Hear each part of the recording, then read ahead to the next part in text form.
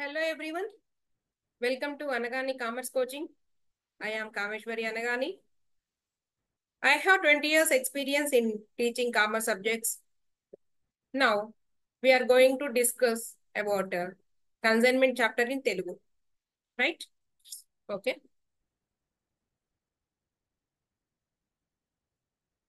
Consignment chapter గురించి మనం ఇవాళ క్లాస్ లో డిస్కస్ చేద్దాం. కన్సైన్మెంట్ అకౌంట్ మనకి ఇంటర్మీడియట్ సెకండ్ ఇయర్ లో నేర్చుకోవడం జరుగుతుంది. And then CA foundation and CMA లో కూడా ఈ కన్సైన్మెంట్ చాప్టర్ అనేది వస్తుంది. అయితే మనకి ఇంటర్ సెకండ్ ఇయర్ లో ఏంటంటే బేసిక్ ఇన్ఫర్మేషన్ అనేది ఇక్కడ స్టార్ట్ అవుతుంది అనమాట. Consignment account CA foundation or CMA తీసుకునే స్టూడెంట్స్ ఎవరైతే వాళ్ళు కనుక ఎవరైనా వాచ్ చేస్తుంటే నాన్ కామర్స్ స్టూడెంట్స్ ఎవరైతే ఉన్నారో వాళ్ళకి చాలా చక్కగా అర్థమయ్యేటట్టు ఈ చాప్టర్ చెప్పడం జరుగుతుంది ఇప్పుడు.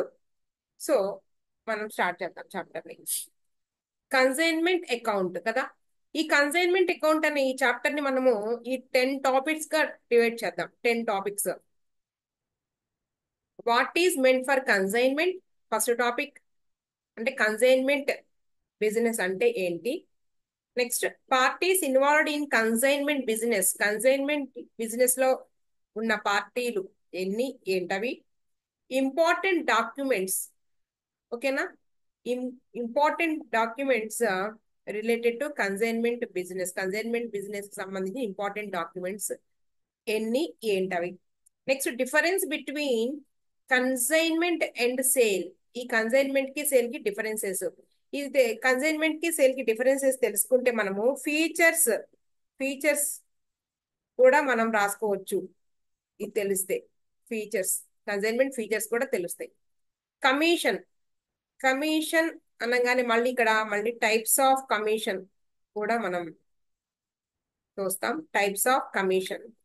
అకౌంటింగ్ ట్రీట్మెంట్ అంటే ఈ కన్సైన్మెంట్ బిజినెస్ లో రికార్డ్ అయ్యేటట్టు, అది ట్రాన్సాక్షన్స్ ఏవైతే జరుగుతాయో ఆ ట్రాన్సాక్షన్స్ ని ఎలా రికార్డ్ చేస్తాము బుక్స్ ఆఫ్ అకౌంట్స్ లో, అంటే find out of profit or loss మనం ఏం చేస్తాం, రికార్డ్ చేస్తాం. ట్రాన్సాక్షన్స్ అన్ని కూడా ప్రాఫిట్ ఆర్ లాస్ కనుక్కోవడానికి ట్రాన్సాక్షన్స్ అన్ని రికార్డ్ చేస్తాము. ఆ రికార్డ్ చేసే పద్ధతి ఏదైతే ఉందో అదే ఇక్కడ accounting treatment. Next advance against security, unsold stock, loss లో మళ్ళీ normal loss and abnormal loss. Last one goods sent at invoice price. మొత్తం ఈ 10 టాపిక్స్ ఏవైతే ఉన్నాయో దీంట్లో మనకి సబ్జెక్ట్ మొత్తం కూడా ఈ చాప్టర్ మొత్తం కూడా మనం కవర్ చేస్తాం. అయితే మనకి ఏంటంటే దీంట్లో కొంత థియరీ పార్ట్ ఉంది. ఈ కన్సైన్మెంట్ అంటే తెలుసుకోవడం, తర్వాత పార్టీస్, తర్వాత డాక్యుమెంట్స్, తర్వాత డిఫరెన్సెస్, తర్వాత కమిషను, ఇంతవరకు ఇవన్నీ కూడా మనకేంటి థియరీ పార్ట్స్ కింద ఈ ఇంటర్మీడియట్ సెకండ్ ఇయర్ లో కామర్స్ సిఈసి స్టూడెంట్స్ ఎవరైతే ఉన్నారో ఎంఈసి ఆర్ సిఈసి స్టూడెంట్స్ కి 2 మార్క్స్ కింద కవర్ అవుతాయండి. 2 మార్క్స్ క్వశ్చన్ గా ఇస్తా ఉంటారు, 5 మార్క్స్ క్వశ్చన్ గా ఇస్తా ఉండడం జరుగుతుంది. ఇవంతా కూడా థియరీ పార్ట్ కింద. కన్సైన్మెంట్ అంటే ఏంటి, పార్టీస్, ఆ పార్టీస్ ని ఎలా డిఫైన్ చేస్తాం, తర్వాత డాక్యుమెంట్స్ ఏంటి, తర్వాత డిఫరెన్సెస్. ఎక్కువ డిఫరెన్సెస్ ని 5 మార్క్స్ కి ఇవ్వడం జరుగుతూ ఉంటది. 2 మార్క్స్ కి ఇస్తే ఒక 2 డిఫరెన్సెస్ రాసుకుంటే సరిపోతుంది. 5 మార్క్స్ కి అయితే 5 రాసుకుంటాం. కమిషన్, మళ్ళీ కమిషన్ లో టైప్స్ ఆఫ్ కమిషన్ లో ఏదో ఒక కమిషన్ గురించి 2 మార్క్స్ అడుగుతా ఉంటారు. ఓకే, ఇదంతా కూడా. అయితే ఇక్కడ మనం ఏంటి అంటే ఇక్కడ నుంచి మనం ఈ అకౌంటింగ్ ట్రీట్మెంట్ దగ్గరికి వచ్చేటప్పటికి మనం ప్రాబ్లమ్స్ మొదలుపెట్టి ఈ మిగిలిన పార్ట్ ఏదైతే ఉందో ఈ అన్సోల్డ్ స్టాక్, లాస్, ఈ గూడ్స్ సెంటెడ్ ఇన్వాయిస్ ప్రైస్, ఇవన్నీ కూడా మన ప్రాబ్లమ్ స్టార్ట్ చేసిన తర్వాత ఒక్కొక్కటి యాడ్ చేసుకుంటూ ఎక్స్ప్లెయిన్ చేసుకుంటూ వెళతాం. సో మనం ఇప్పుడు క్లాస్ లో ఏంటి అంటే ఈ 1, 2, 3, 4, 5 టాపిక్స్ గురించి మనం డిస్కస్ చేద్దాం. రైట్, ఫస్ట్ టాపిక్ ఏంటి అంటే what is meant for consignment. దాని గురించి మనం ఒక్కసారి చూద్దాం. అది తెలిస్తేనే కదా మనకు చాప్టర్ అర్థమయ్యేది. ఓకే, ఫస్ట్ టాపిక్ తీసుకుంటున్నాను నేను. వాట్ ఈజ్ కన్సైన్మెంట్ అంటే ఏంటి. డిక్షనరీ మీనింగ్ లో కన్సైన్మెంట్ అంటే to send. Right, dictionary meaning లో కన్సైన్ అంటే ఏంటి అంటే టు సెండ్, పంపించడం. ఏం పంపిస్తున్నారండి అంటే గూడ్స్. క్లియర్గా ఇక్కడికి గూడ్స్. సరే, ఎవరు ఎవరికి పంపిస్తున్నారు అనేది ఇక్కడ క్వశ్చన్. ఓకే, అది తెలుసుకుంటే మనకి కొంచెం అర్థం అవుతుంది కన్సైన్మెంట్ అంటే ఏంటో. ఎగ్జాంపుల్ తీసుకుంటున్నా నేను, ఒక example. Guntur, for example Guntur అనే ఒక ప్లేస్ లో, గుంటూరు అనే ఒక ప్లేస్ లో ఒక పర్సన్ ఆర్ ఫామ్ బిజినెస్ చేస్తా ఉన్నాడు. ఓకే, ఆ బిజినెస్ స్టార్ట్ చేసే పర్సన్ ఏమని పిలుస్తారమ్మా మనం? Owner or proprietor. అతన్ని ప్రిన్సిపల్ అని కూడా అనొచ్చుగా. Owner or proprietor or principal. ఈ ఎవరు స్టార్ట్ చేస్తున్న వ్యక్తి ఎవరు అంటే ఒక మ్యానుఫ్యాక్చరర్ అవ్వచ్చు, ఆర్ హోల్సేలర్ అయినా, హోల్సేల్ బిజినెస్ అయినా చేసేవాడు అవ్వచ్చు, ఎవరైనా సరే. Wholesaler, wholesaler. ఓకేనా? మ్యానుఫ్యాక్చరర్ అయినా అవ్వచ్చు లేదా హోల్సేలర్ అయినా అవ్వచ్చు. మ్యానుఫ్యాక్చరర్ అంటే తెలుసుగా మనకి, inter first year theory subject లో నేర్చుకున్నారు మీరు. గూడ్స్ ఎవరైతే ప్రొడ్యూస్ చేస్తారో అతను మ్యానుఫ్యాక్చరర్. హోల్సేలర్ అంటే ఈ ప్రొడ్యూసర్ నుంచి గూడ్స్ కొనుక్కుని మళ్ళీ రీటైలర్ అమ్మేవాడు హోల్సేలర్. Okay, right. గుంటూరులో బిజినెస్ చేస్తా ఉన్నాడండి. బిజినెస్ స్టార్ట్ చేస్తా కంటిన్యూ చేస్తా ఉన్నాడు కాబట్టి అతను ఏమన్నారు అంటే owner or proprietor or principal అన్నాం. Clear, right. ఇతను గుంటూరులోనే బిజినెస్ చేస్తా ఉన్నాడు, గుంటూరులోనే సరుకుల్ని అమ్ముతా ఉన్నాడు. ఇతను వేరే ఏ ప్లేస్ లో కూడా బిజినెస్ ని ఎక్స్పాండ్ చేయలేదు. అయితే కొంతకాలము ఆరు కొన్ని ఇయర్స్ తర్వాత ఏమనుకున్నాడంటే ఈ ఈయన ఈ ఓనర్ ఆర్ ప్రొపరేటర్ ఏమనుకున్నాడంటే he decided to expand his business in another places. Okay, వేరే ప్లేసెస్ లో బిజినెస్ ని ఎక్స్పాండ్ చేద్దాం అనుకున్నాడు. ఎందుకంటే టర్న్ ఓవర్ ని పెంచుకోవడం కోసం, ప్రాఫిట్స్ ని పెంచుకోవడం కోసం వేరే ప్లేసెస్ లో కూడా బిజినెస్ స్టార్ట్ చేద్దామని డిసైడ్ అయ్యాడు. బిజినెస్ స్టార్ట్ చేయడం కోసం గూడ్స్ ని పంపించేద్దాం అనుకున్నాడు. సో వేరే ప్లేస్ నేను ఇక్కడ హైదరాబాద్ గా తీసుకుంటున్నాను ఎగ్జాంపుల్ కింద. ఒక హైదరాబాద్ కాకపోవచ్చు, ఆయన ఇంకా వేరే ప్లేసెస్ కూడా బిజినెస్ ని ఎక్స్పాండ్ చేయడం కోసం పంపించవచ్చు గూడ్స్. హైదరాబాద్ అని చెప్తున్నాను నేను. హైదరాబాద్ లో ఉన్న వేరే, మరి హైదరాబాద్ లో మరి ఇతనికి ఈయనే వెళ్ళి ప్రతిరోజు లేదా కొంత పీరియడ్ తర్వాత వెళ్ళి ఆ గూడ్స్ ని అమ్మడానికి ఆ, ఈయనకి టైం సరిపోదు. ఓకేనా? లిమిటెడ్ గా ఉంటది టైం, మ్యాన్ పవర్ కూడా లిమిటెడ్ గా ఉంటది కాబట్టి ఈయన ఏం చేశాడు అంటే ఒక ఏజెంట్ అనే అటువంటి వ్యక్తిని అపాయింట్ చేసుకున్నాడు. ఏజెంట్. ఓకేనా? క్లియరా? ఇక్కడ సింపుల్ గా ఏం లేదు. కన్సైన్మెంట్ అంటే ఏంటంటే టు సెండ్. ఏం సెండ్ చేస్తున్నాడండి? గూడ్స్. ఎవరు ఎవరికి సెండ్ చేస్తున్నారండి? Owner or proprietor goods send చేస్తున్నాడు. ఎవరికి అంటే ఏజెంట్ అనేటటువంటి ఇంకొక పర్సన్ ఆర్ ఫర్మ్ ని అపాయింట్ చేసుకుని గూడ్స్ సెండ్ చేస్తున్నాడు. ఇలా సెండ్ చేసేటటువంటి ఈ బిజినెస్, ఈ సెండ్ చేసే బిజినెస్ ఏదైతే ఉందో దానినే కన్సైన్మెంట్ బిజినెస్ అని పిలుస్తాము. ఇదే క్లియర్ గా, రైట్. ఇది ఇక్కడ ఏంటి?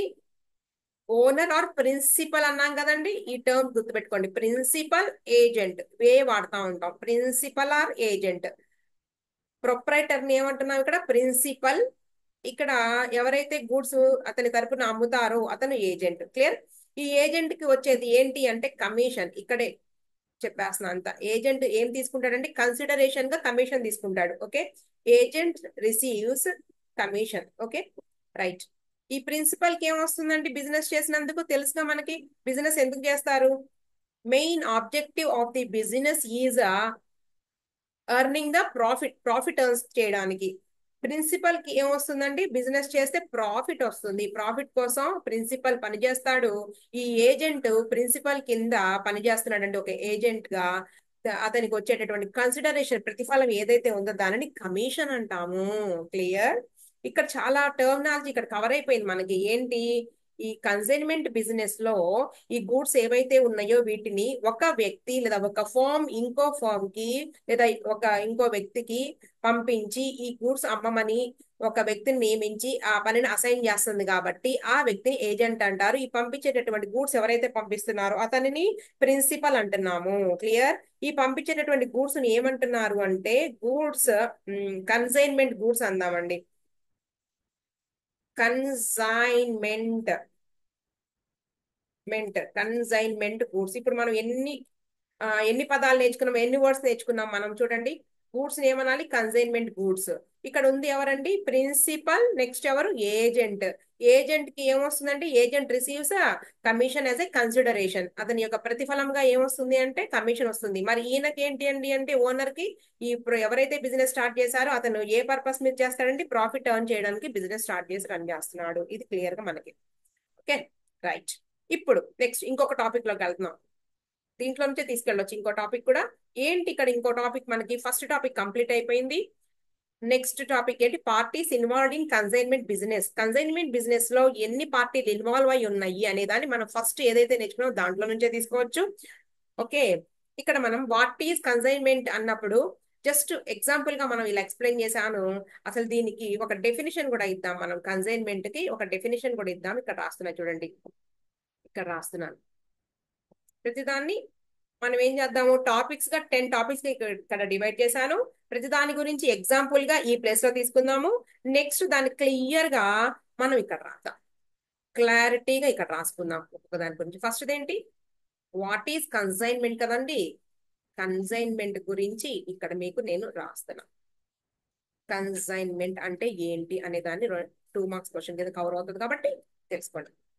ఒక పర్సన్ ఇంకో పర్సన్ గుడ్స్ పంపిస్తున్నాడు. ఇందాక ఎగ్జాంపుల్ చెప్పాను కదా, గుంటూరులో ఉన్న ఒక ప్రిన్సిపల్ ఎవరికి నెక్స్ట్ హైదరాబాద్ లో ఉన్న ఒక వ్యక్తికి గుడ్స్ పంపిస్తున్నాడు అని చెప్పాను కదా, దాన్నే రాసుకోండి ఇక్కడ చూడండి. కన్సైన్మెంట్ ఒక డెఫినిషన్ గానే తీసుకోవాలండి 2 మార్కుల క్వశ్చన్ లో. కన్సైన్మెంట్ అకౌంట్ రిలేట్స్ టు అంటే ఏంటంటే relates to A situation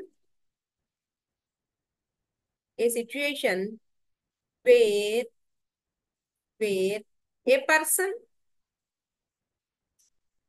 sends goods to another person or form అని రాయట్లేదులే, another person. ఓకే, ఎందుకు పంపిస్తున్నాడు, consignment account relates to a situation where a person sends goods to another person. ఎందుకంటే పంపించేది, that goods will be sold అమ్మండి, అమ్ము అనేసి ఒక person ఇంకొక person పంపిస్తున్నాడు. ఆ గూడ్స్ అమ్మాలి. ఎలా అంట, బి సోల్డ్, నా తరపున అమ్ము అని చెప్తున్నాడు. Sold, that goods will be sold on behalf of అంటే నా తరపున. అక్కడ ఏజెంట్ అంటేనే ఒకళ్ళ కింద ఒకళ్ళ తరపున ఒకళ్ళ కోసం పనిచేసేవాడే కదండి. ఆన్ బిహాఫ్ ఆఫ్ నా తరపున. అండ్ అలాగే ఆ బిజినెస్ లో నేను పంపించేటటువంటి గూడ్స్ ఏవైనా సరే ఏదైనా లాస్ ఆర్ డ్యామేజ్ కి గనక గురైతే గనక ఆ రిస్క్ కూడా నాదే అని చెప్తున్నాడు ఈ ఫస్ట్ పర్సన్ ఎవరైతే ఉన్నాడు ఈ person. Behalf of and risk of the ఈ ఫస్ట్ పర్సన్ ఎవరైతే ఉన్నారో అతన్ని కదా ఫార్మర్ అని రాస్తున్నాం. అంటే ముందు వ్యక్తి, మునుపటి అంటే ఫస్ట్ వ్యక్తి. Consignment accounts relates to a situation where a person sends goods to another person, that goods will be sold on behalf of and risk of the farmer. దీంట్లో తెలిసిపోతుందండి, ఎవరైతే పంపారో అతని తరపున అమ్మాలి. అలాగే ఆ రిస్క్ ఏదైతే ఉందో, లాస్ గానీ డ్యామేజ్ గానీ, ఆ రిస్క్ ఆ బాధ్యత అంతా అనేది వచ్చేస్తుంది ఇక్కడ. ఆ రెస్పాన్సిబిలిటీ మొత్తం కూడా ఎవరైతే పంపుతున్నారో ఆ ఓనర్ ఆర్ ఆ ప్రిన్సిపల్ది అని చెప్తున్నారు. ఇది ఫస్ట్ కన్సైన్మెంట్ అంటే ఏంటి అనే దానికి ఎగ్జాంపుల్ కాకుండా మెయిన్ మనం డెఫినేషన్ లాగా ఇచ్చాం, రైట్. ఇక సెకండ్ పాయింట్ చూద్దాం మనం. సెకండ్ పాయింట్ ని కూడా ఇక్కడ ఒక్కసారి ఎక్స్ప్లెయిన్ చేస్తాను. సెకండ్ పాయింట్ ని ఎగ్జాంపుల్ పరంగా ఇక్కడ ఎక్స్ప్లెయిన్ చేద్దాం. 2 పార్టీస్ ఉన్నాం కదండి, parties involved in consignment account. ఎవరు వాళ్ళు అంటే ఒకళ్ళు ప్రొపరేటర్, ఇంకొకళ్ళు ఏజెంట్ అని చెప్పాను కదా. ఇక్కడ కనిపించట్లా క్లియర్ గా, ప్రొపరేటర్, ఏజెంట్. వాళ్ళని ఏమని పిలుస్తారు అంటే పార్టీస్ ని, ఆ 2 పార్టీస్ ని ఒకళ్ళు ఎవరు, ప్రొపరేటర్ అంటే ప్రిన్సిపల్ అంటున్నాం కదా, ప్రిన్సిపల్. తర్వాత ఎవరండి, ఇంకొకడు ఏజెంట్. ప్రిన్సిపల్ ని కన్సైన్మెంట్ టెర్మినాలజీలో కన్సైనార్, COSIGNOR కన్సైనార్. ఏజెంట్ ని ఇక్కడ ఎన్ని మిస్ అయింది కదా, CONSIGNEE కన్సైనీ. ఆ parties 2 parties are involved in the consignment business okay, వాళ్ళు ఎవరు అంటే ప్రిన్సిపల్ అండ్ ఏజెంట్. వాళ్ళని కన్సైన్మెంట్ చాప్టర్ లో కన్సైనార్ అండ్ కన్సైనీ అని పిలుస్తాము. ఇదే క్లియర్ గా. దీని కొంచెం మనం ఏంటంటే మన ప్లేస్ ఇక్కడ ఏదైతే ఇచ్చాము ఇక్కడ మనం కొంచెం దీన్ని డెఫినిషన్ గా రాసుకుంటున్నాము. Okay, second one. రెండు, parties involved in consignment business. Clear? ఆ పార్టీస్ ఎవరెవరు అంటే కన్సైనర్, ఇతను ఎవరండి? Principal or owner. Okay, principal or owner. రెండో వ్యక్తి కన్సైనీ. గుర్తుపెట్టుకోండి, చాప్టర్ అయ్యేదాకా ఇదే వాడతాం మనం. ఏజెంట్ అనము, ప్రిన్సిపల్ అనము. Consignor, consignee. ఓకే, ప్రిన్సిపల్ అంటున్నాం కదా.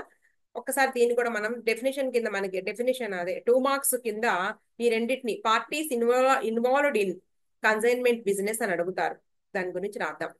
చెప్పాంగా మనం, కన్సైనర్ ఏం చేశాడు? గూడ్స్ పంపించాడు కదా, అదే రాసుకోండి. The person or party, the person who sends the goods is known as consignor. Goods పంపేటటువంటి వ్యక్తి ఎవరైతే ఉన్నారో అతను కన్సైనర్. ఎవరైతే రిసీవ్ చేసుకుంటారో లేదా ఎవరికైతే గూడ్స్ పంపబడినాయో అతను కన్సైనీ. రాసుకోండి. The person to whom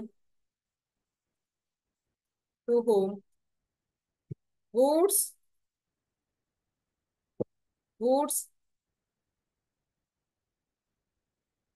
will be sent. The person to whom goods will be sent is known as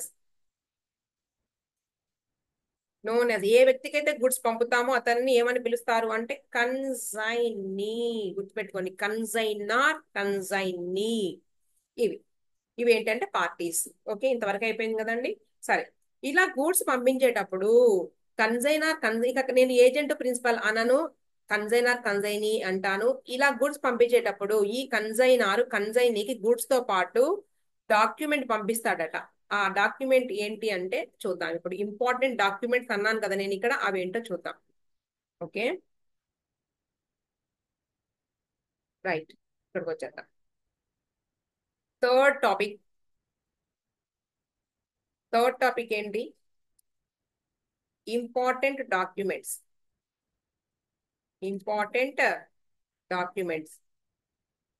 theory question.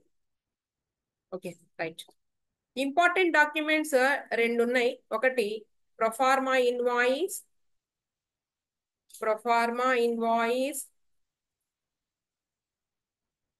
And second one account sales.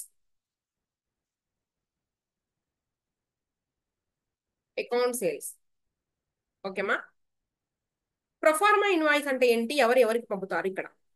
Proforma invoice అంటే ఏంటంటే ఈ consignment goods పంపించేటప్పుడు ఎవరు కన్సైనీకి పంపించేటప్పుడు ఆ goods వివరాలతో ఒక కాగితం పంపిస్తాడు. దాన్నే ఇక్కడ ప్రొఫార్మా ఇన్వాయిస్ అంటారు. క్లియర్? ఎవరెవరికి పంపిస్తున్నారు అంటే రాయండి క్లియర్ గా. ఇంతే 2 మార్క్స్ క్వశ్చన్. ఇంతకన్నా ఎక్కువ రాయాల్సిన అవసరమే లేదు. ఫుల్ 2 పడిపోతాయి. రాసుకోండి. Proforma invoice is sent by the consignor to consignee. Okay, it denotes ఏం తెలుపుతుందంట అది? ఇట్ డినోట్స్ ఆ గూడ్స్ ఏవైతే పంపిస్తున్నారో వాటి యొక్క వివరాలు. So particulars of the goods sent, పంపినటువంటి వస్తువుల యొక్క వివరాలు తెలియజేస్తుంది. అంటే ఏ టైప్ ఆఫ్ వెరైటీ గూడ్స్, అట్లాగే ఎంతెంత రేట్లో పంపిస్తున్నాము, ఇవన్నీ ఎన్ని పంపిస్తున్నాము, ఇవన్నీ కూడా తెలియజేసేటటువంటిదే ఈ ప్రొఫార్మా ఇన్వాయిస్. ప్రొఫార్మా ఇన్వాయిస్ ఈ sent by the consignor to consignee. It denotes particulars of the goods cent. Simple గా మరి అకౌంట్ సేల్స్ అంటే ఏంటండి? ఇది కూడా ఒక స్టేట్మెంట్, ఇది ఒక స్టేట్మెంట్. దీన్ని అందుకే పీరియాడికల్ స్టేట్మెంట్ అంటారు. It is a periodical statement. Periodical statement అంటే టైం టు టైం పంపిస్తాడనమాట దీన్ని. ఎవరు ఎవరికి పంపిస్తారు అనేది రాద్దాం. It is sent by the, అక్కడ ఎవరు పంపుతున్నారో అది రివర్స్ లో పంపిస్తారు. సెంట్ బై ది, అక్కడేమో కన్జైనర్ కదండి, ఇక్కడ సెంట్ బై ది కన్జైనీ, ఎవరికి? To the కన్జైనర్. ఓకేనమ్మా. సరే, అసలు ఏముంటాయి దీంట్లో? ఇక్కడ ఏంటి, గూడ్స్ పంపించేటప్పుడు గూడ్స్ వివరాలన్నింటినీ కూడా ఒక డాక్యుమెంట్ రూపంలో తయారు చేసి ఆ గూడ్స్ తో పాటు పంపించేదాన్ని ప్రొఫార్మా ఇన్వాయిస్ అంటారు. ప్రొఫార్మా ఇన్వాయిస్ ఏం తెలియజేస్తుంది అంటే particulars of the goods, A variety of goods పంపించారు, ఎంత ఎంత నెంబర్ పంపించారు, వాటి యొక్క క్వాంటిటీ, ఇవన్నీ తెలియజేసేది ప్రొఫార్మా ఇన్వాయిస్. అకౌంట్ సేల్స్ వచ్చేటప్పటికి it is a periodical statement. దీన్ని ఎప్పుడు కూడా టైం టు టైం పంపిస్తారు. It is sent by the consignee to కన్జైనర్, right. మరి ఏముంటుందమ్మా దీంట్లో అంటే, అకౌంట్ సేల్స్ ఎప్పుడు పంపిస్తాడు అంటే, కన్జైనీ పంపించాడు అంటే అర్థం ఏంటి? కన్జైనర్ పంపించినటువంటి గూడ్స్ కన్జైనీ రిసీవ్ చేసుకున్న తర్వాత ఆ గూడ్స్ ని అమ్ముతాడు. టోటల్ గూడ్స్ అమ్మొచ్చు, లేదా పార్ట్ ఆఫ్ ది గూడ్స్ అమ్మొచ్చు. అమ్మిన తర్వాత వచ్చినటువంటి అమౌంట్ కి సంబంధించినటువంటి వివరాలు ఏవైతే ఉన్నాయో, ఆ అమౌంట్ ని వేటికి డిడక్ట్ చేసుకున్నాడో ఆ అమౌంట్ లో నుంచి వాటి గురించి చెప్పడం జరుగుతుంది. మీకు ఇంకా క్లారిటీకి అర్థం కావాలంటే మన ప్రాబ్లం లోకి వెళ్ళిన తర్వాత అర్థం చేసుకుంటాం. ఇప్పుడు ఇబ్బంది ఏమీ లేదు, జస్ట్ మీరు తెలుసుకోండి, అదొకటి నేను చెప్తున్నా. అరే అర్థం కాలేదు, కొంచెం స్పీడ్ అయింది క్లాస్ అని మాత్రం అనుకోవద్దు. లోకి వెళ్ళిన తర్వాత ఇంకా క్లారిటీగా మనం థియరిటికల్ ఇక్కడ నేర్చుకున్నాం, ప్రాబ్లం లో క్లారిటీగా వస్తుంది. జస్ట్ ఇక్కడ ఏంటంటే ఇది అనేది ఒకటి ఉంది అనేది తెలుసుకోండి చాలు. Okay. It is sent by consignee to the కన్జైనర్. ఏముంటుంది అంటే it includes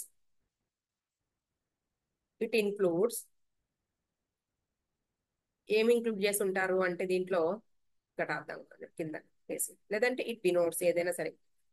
it includes, okay, first gross sale made by the consignee gross sale proceeds అన్నాం. గ్రాస్ సేల్ ప్రాసిడ్స్ ఎంత కమ్మారు, ఎన్ని డబ్బులు వచ్చినాయి అనేది ఇక్కడ gross sale proceeds made by the consignee agent అమ్మ. మళ్ళీ మనకి ఏజెంట్ అన్నాం మనం, కన్జైనీ. నెక్స్ట్ వన్ వచ్చేటప్పటికి expenses borne by the consignee పెట్టిన ఖర్చులు. తర్వాత మరి కన్జైనీ కింద చెప్పాను కదా నేను, ఈ ఏజెంట్ కమిషన్ రావాలని, కమిషన్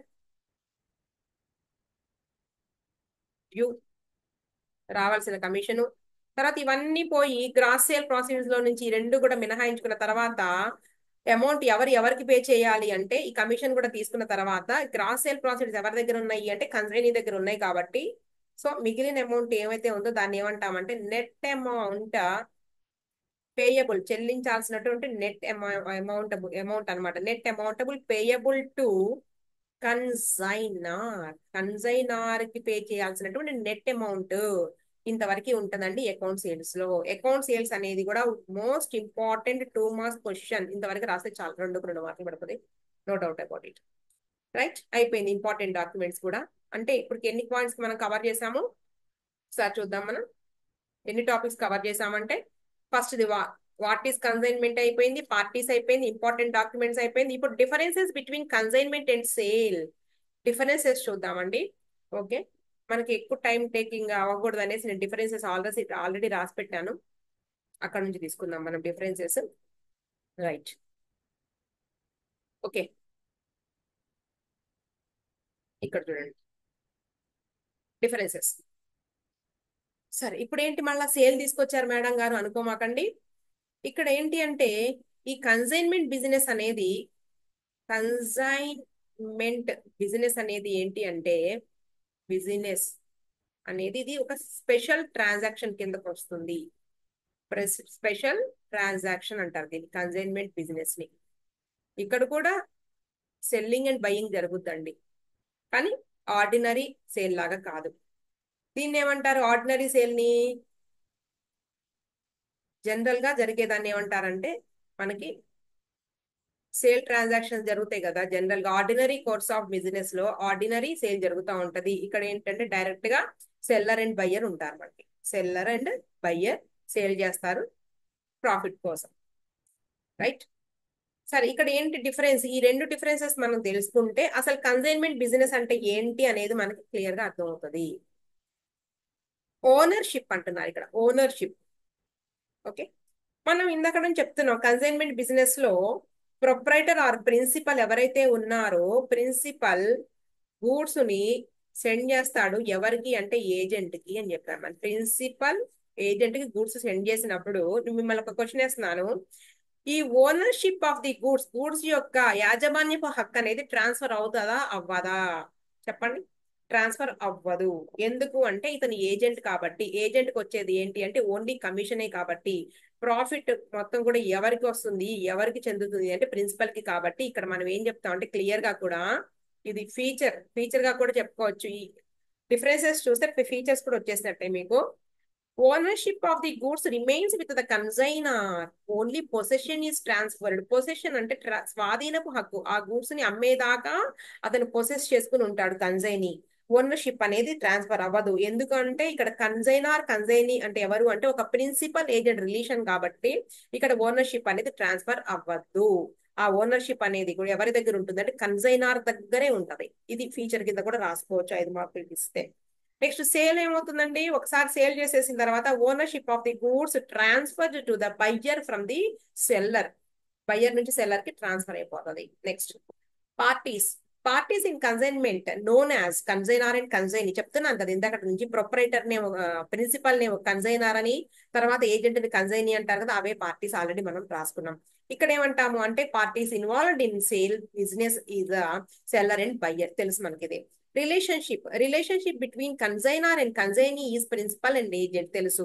మరి ఇక్కడ ఎవరండి? Debtor and creditor. When credit sales are made, okay, ఎవరు ఎరైజ్ అవుతారు? క్రెడిట్ సేల్ జరిగితే కనుక డెటార్ అండ్ క్రెడిటార్. ఇక్కడ ఏం చెప్పొచ్చు? Relation between seller and buyer is debtor and creditor. Seller and buyer మధ్య రిలేషన్ ఏదైతే ఉందో, రుణగ్రస్తుడు రుణదాత, అది అంటే డబ్బులు ఇవ్వవలసి ఉన్నాడు ఇతను, సరుకులు తీసుకుని ఉన్నాడు, ఇతను డబ్బులు ఇవ్వవలసి ఉన్నాడు. డెటార్ అండ్ క్రెడిటార్, ఇతని నుంచి ఇతనికి డబ్బులు రావాల్సి ఉన్నాయి, ఇతని నుంచి ఇతనికి గూడ్స్ వెళ్ళి ఉన్నాయి. ఇక్కడ ఏంటి? Relation between consignor and consignee is principal and agent, right. తర్వాత risk of loss or damages of the consignor. చెప్పాను కదా ఒక డెఫినేషన్ లో, గుర్తులేదా? Behalf of and risk of the former, risk of the consignor. Consignor ఇదే owner కాబట్టి ఆ goods యొక్క రిస్క్ అంతా కూడా ఎవరి మీద ఉంటది, ఎవరు బేర్ చేయాలి అంటే ఎండ్ ఆఫ్ ది డే కన్సైనారే బేర్ చేయాలి. Risk of loss or damages of the consignor, consignor way risk. అంటే గూడ్స్ ఏమైనా దారిలో డ్యామేజ్ అయినా, ఓకే, లేదా అదే అంటే ట్రాన్సిట్ లో డ్యామేజ్ ఏమైనా జరిగినా, లాస్ ఏమైనా వచ్చినా కూడా ఆ రిస్క్ అంతా కూడా కన్సైనరే బేర్ చేయాలి. ఇక్కడ risk is transferred with the ownership. Ownership తో పాటు ఇక్కడ చెప్పాక ఓనర్షిప్ ఈస్ ట్రాన్స్ఫర్డ్ అనేసి మనం ఫస్ట్ పాయింట్ చెప్పాక, ownership of the goods transferred to the buyer from the seller. అలాగే పొసెషన్ కూడా ట్రాన్స్ఫర్ అయిపోతుంది అండి. పొసెషన్ రాయలేదు, పొసెషన్ కూడా ట్రాన్స్ఫర్ అయిపోతుంది. ఇక్కడ ఏమంటాడు? Risk is transferred with ownership. Ownership తో పాటు రిస్క్ కూడా ట్రాన్స్ఫర్ అయిపోతుంది to the buyer. Next expenses. 5 points తీసుకున్నానండి నేను, మొత్తం తీసుకోలేదు. Expenses borne by the consignor. మొత్తం ఎక్స్పెన్సెస్ అంతా కూడా ఓనర్ కన్సైనారే కాబట్టి ఎక్స్పెన్సెస్ కన్సైనార్ బిజినెస్ లో ఎరేజ్ అయ్యే ఎక్స్పెన్సెస్ అన్ని కూడా ఎవరు బేర్ చేయాలి అంటే కన్సైనారే. కన్సైనీ పెట్టినా కూడా లాస్ట్ కి కన్సైనారే బేర్ చేయాలి. After sale expenses borne by the buyer. ఒకసారి సేల్ అయిపోయిన తర్వాత వాటిని ఇంటికి తీసుకెళ్లే బాధ్యత కానివ్వండి, అంటే ట్రాన్స్పోర్ట్ ఛార్జెస్ కానివ్వండి, లేదా అన్లోడింగ్ ఛార్జెస్ కానివ్వండి, అన్ని కూడా బయ్యరే భరించాల్సి ఉంటుంది. ఎందుకు? ఫర్ ఎగ్జాంపుల్ మొన్న మేము ఏం చేసాం? వాషింగ్ మిషన్ కొనుక్కొచ్చుకున్నాం అండి. వాషింగ్ మిషన్ కొనుక్కొచ్చుకుంటే దాని కాస్ట్ వచ్చేటప్పటికి మాకు 15,000 పడింది, ఎక్కడ? షాప్ లో. తర్వాత దాని ట్రాన్స్పోర్టేషన్ కానివ్వండి, దాని ఇన్స్టాలేషన్ ఛార్జెస్ కానివ్వండి, ఓకేనా, ఇంకా దానికి ఏమైనా కవర్ వేసుకోవడం కానివ్వండి, దాని కింద స్టాండ్ కానివ్వండి, ఇవన్నీ కలిపేసి మళ్ళీ ఇంకొక మాకు ఒక 2,000 రూపీస్ అయినాయి. ఓకే, మొత్తం కలిపి 17,000 రూపాయలు మాకే పట్టాయి. క్లియర్? అంతే. ఇక్కడ అంటే మేము ఒక వన్స్ కొనేసుకున్న తర్వాత ఆ ఎక్స్పెన్సెస్ ఏవైతే ఉన్నాయో ఆఫ్టర్ సేల్, ఆ ఎక్స్పెన్సెస్ ఏవైతే ఉన్నాయో మొత్తం కూడా ఎవరు భరించాలి అంటే బయ్యరే భరించాలి. ఇవి టోటల్ గా ఒక 5 నేను డిఫరెన్సెస్ రాశాను. ఒకటి దీని ఈ ఓన్లీ ఈ పాయింట్స్ ఏవైతే ఉన్నాయో వీటిని ఈ 5 పాయింట్స్ ని మనము ఏంటి అంటే features in consignment account features గా కింద కూడా మనం చెప్పుకోవచ్చు. క్లియర్? రైట్. సరే, అయిపోయింది ఈ టాపిక్ కూడా. నెక్స్ట్ ఏమో చూద్దాం మనం. నెక్స్ట్ ఏమిటో చూద్దాం. 1 minute. Okay, right. ఇక్కడ మనకి ఏం టాపిక్స్ కవర్ అయినాయండి. What is meant by consignment చెప్పాను నేను with example. Parties involved in consignment business చెప్పాను. Important documents relating in consignment business అయిపోయింది. Difference between consignment and sale అయిపోయింది. Commission and types of commission వద్దాం మనం. ఈ కమిషన్ అయిపోయిన తర్వాత నెక్స్ట్ టాపిక్ కింద అకౌంటింగ్ ట్రీట్మెంట్ అసలు ఎలా ఉంటది అనేసి నేను ఇక్కడ ఒక ఎగ్జాంపుల్ ప్రాబ్లం తీసుకుని ఎక్స్ప్లెయిన్ చేస్తా. ఎగ్జాంపుల్ ప్రాబ్లం తీసుకుందాం మనం. ఓకే, సరే. ఇప్పుడు నేను ఏంటంటే ఈ క్లాస్ ని మనం ఇప్పుడు ఇక్కడితో ఎండ్ చేస్తున్నాను. నెక్స్ట్ కమిషన్ నుంచి నెక్స్ట్ క్లాస్ లో కంటిన్యూ చేద్దామండి. నెక్స్ట్ ఓకే, 5th పాయింట్ నుంచి నెక్స్ట్ క్లాస్ లో మనం కంటిన్యూ చేద్దాము. రైట్. మొత్తం ఒకసారి ఏం చెప్పామనేది మొత్తం మీరు ఒకసారి చదువుకుని ఉండండి, క్లియర్ గా అర్థం అవుతుంది. రైట్.